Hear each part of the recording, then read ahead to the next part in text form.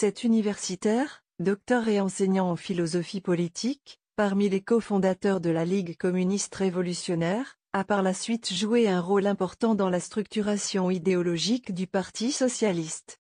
L'ancien sénateur et député européen Henri Weber, une des figures tutélaires de mai 68 devenu cadre du Parti socialiste, est décédé à l'âge de 75 ans dimanche du coronavirus, a annoncé sa famille à l'AFP.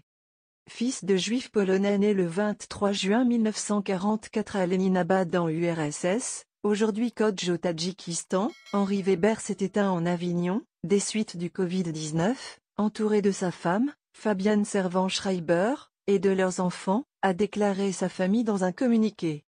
L'un des cofondateurs de la Ligue communiste révolutionnaire.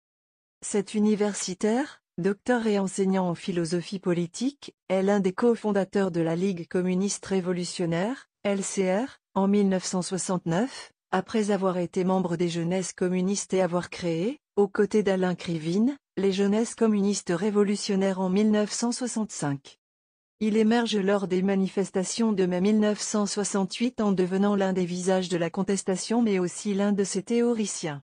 Il publiera par la suite plusieurs livres sur les événements, mais aussi de réflexions sur la gauche.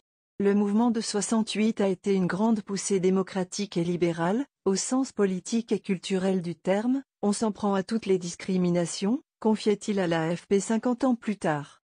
C'est aussi une grande poussée hédoniste, contre le puritanisme et la morale rigoriste, ajoutait-il. Henri Weber était une de ces mémoires fertiles de la gauche, il en connaissait l'histoire, jusque dans ses moindres détails, a salué Olivier Faure, premier secrétaire du PS, auprès de l'AFP.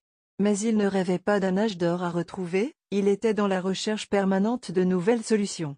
Ces derniers mois, il s'était engagé dans le chantier de la rénovation des formes partisanes.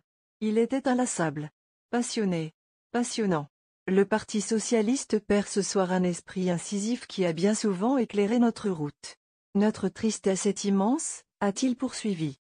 Se dépasser pour reconstruire une gauche de gouvernement. C'est une des légendes de la gauche qui s'en va et sa disparition m'emplit d'une grande tristesse, a réagi auprès de l'AFP Jean-Christophe Cambadély, lui aussi venu de l'extrême gauche avant d'entrer comme Henri Weber au Parti socialiste en 1986. Car, membre du bureau politique de la LCR, Henri Weber rejoint le PS au milieu des années 1980 et entre en 1988 comme conseiller technique au cabinet de Laurent Fabius à la présidence de l'Assemblée nationale. Il décroche en 1988 son premier mandat d'adjoint au maire à Saint-Denis puis est élu conseiller municipal de Dieppe, Seine-Maritime, de 1995 à 2001 et comme sénateur de la Seine-Maritime de 1995 à 2004. Cet Européen convaincu a également effectué 2 mandats au Parlement de Strasbourg, de 2004 à 2014. Secrétaire national adjoint du PS, chargé de la mondialisation, membre du Conseil national du PS, membre du Conseil d'orientation scientifique de la Fondation Jean Jaurès dont il était encore expert associé, Henri Weber a joué un rôle important dans la structuration idéologique du parti. En décembre, commentant la perte d'influence du PS, il estimait qu'après les municipales, il faudra se dépasser pour reconstruire une gauche de gouvernement. Le PS n'a aucune chance de se réimposer seul. Dis-nous ce que vous pensez et laissez votre avis dans un commentaire. N'oubliez pas de rejoindre la chaîne, ça fait plaisir de voir un nouveau membre.